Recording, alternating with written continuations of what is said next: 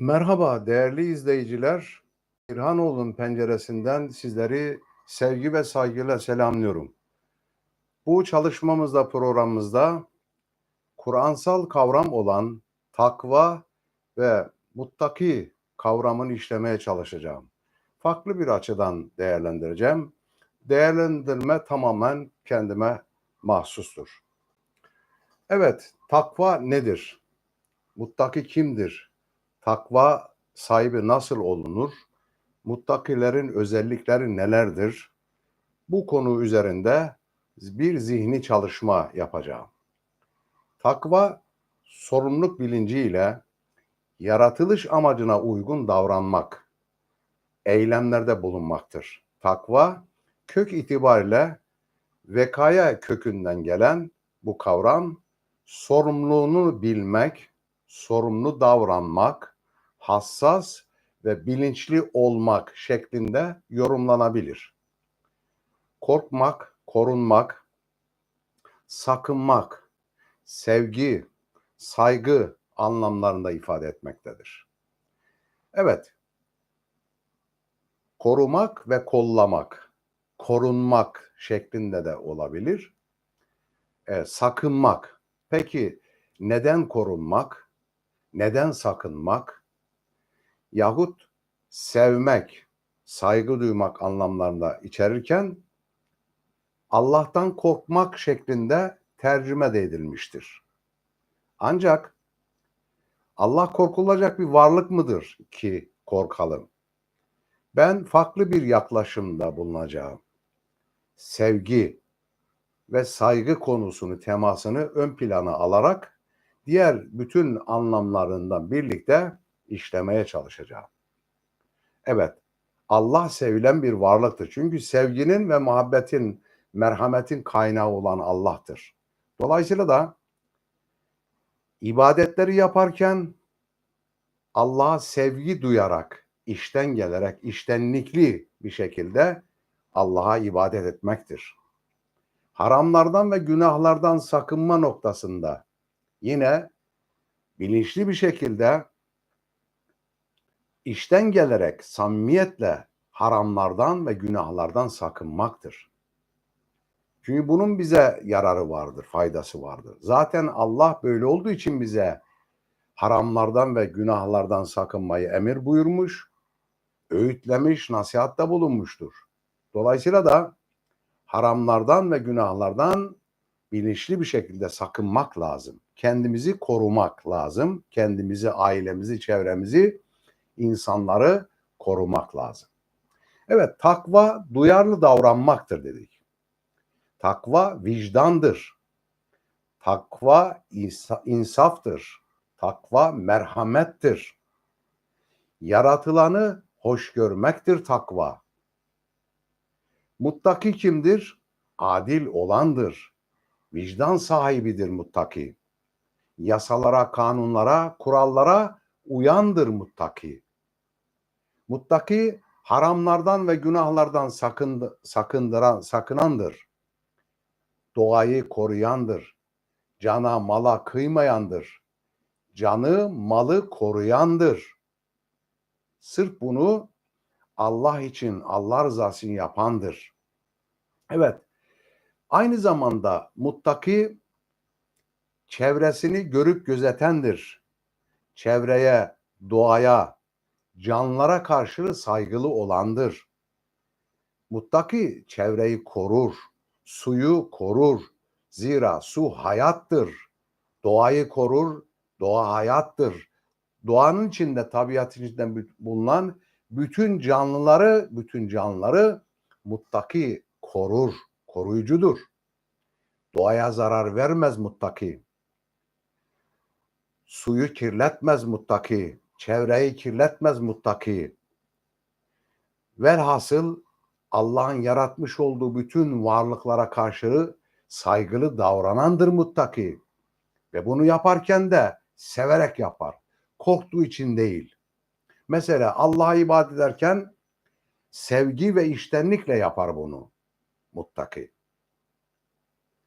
Cehennem korkusundan, Allah'ın cezalandırma korkusundan, ya da cezalandırma endişesiyle ibadetini, taatini, inancını yapmazlık etmez. Yani ibadetlerini yaparken sorumluluklar bilinci içerisinde cezalandırma korkusu olmadan, gazap korkusu olmadan, azap korkusu olmadan tamamen insani olarak yani fıtratının gereğini yerine getirir. Zira insanın fıtratında Allah'a karşı bir sevgi ve saygı vardır. Doğaya karşı, çevreye karşı duyarlı insandır. Dolayısıyla Rabbim eğer yapmazsam beni cezalandırır, cehennemde azabında bulundurur diye yapmak gibi bir eyleme girmez. Ya Allah'ın sevgi ve merhametinden mahrum kalma endişesiyle yapar bunları. Ve tamamen insancıl davranır. O nedenle gerek inanmada, gerek ibadet etmede ve gerekse eylemlerde bulunurken korkarak değil, bir beklenti içinde olarak değil, tamamen severek ve inanarak özveriyle bunları yapar. Yunus ne güzel söylemiş. Yaratılanı severiz yaratandan ötürü. Yani bir beklenti içinde değiliz. O eser, yani doğa, tabiat, insan, varlıklar, canlılar, Yüce Allah'ın bir eseri, büyük bir sanatsal eseri olduğu için saygı duyarız ve onu severiz. Yoksa bir beklenti içinde bunlar yapmayız. Ve yine Yunus güzel söylemiş. Cennet cennet dedikleri 3-5 huri, dileyene versen onu, bana seni gerek seni buyurmuş. Yani bir beklenti içinde değil, Yunusça sevmek, Yunusça Allah'a inanmak, Yunusça Allah'a ibadet etmek, Yunusça doğayı, çevreyi, canlıları korumak. Evet, zira ödevlerimizi, görevlerimizi, vazifelerimizi, işimizi yaparken sevgiyle yapmak. Memur isek memuriyetimizi yani neyle emrolunmuşsak onu bilerek bilinçli bir şekilde ve severek özveriyle yapmaktır. Yasalara, kanunlara uymaktır. Yasalara ve kanunlara uyan bir insan muttaki insandır. Basit bir trafik kuralına uymak bile insanidir, vicdanidir ve dolayısıyla da takva demektir. Takva sadece dinle ilişkilendirilmemeli. Tamamen dinle ilgili alanlarda vardır ama hayatın bütün alanlarında takvalı olmaktır. Takva merhamettir. Takva hakkı vermektir. Muttaki haklının hakkını vermesidir. Emeğe saygı duymaktır takva. Emeğe saygı duymaktır. Emeğin karşılığını vermektir takva ve muttakilik. Onun için her zaman göz önünde bulundurmamız gereken husus şudur. Allah bizi görüyormuş gibi davranmak ve yaptığımız işleri, eylemleri ve davranışları tamamen sevgiyle, muhabbetle yapmak ve bir beklenti içinde olmaksızın yapmaktır. Bu şekilde yaparsak hem insani olma özelliklerimizi korumuş, hem fıtratımızda, yaratılışımızda olan o değerleri yani bize kodları sunulmuş olan o değerleri muhafaza ederek yaşamış oluruz. Yani insaniyetimizi kazanmış oluruz. Dolayısıyla da takva sahibi olmak demek, duyarlı davranmak demektir. Yani bütün olaylara karşı duyarlı olmaktır. Diyergam olmaktır. Vicdanlı olmaktır, merhametli olmaktır, insaflı olmaktır takva.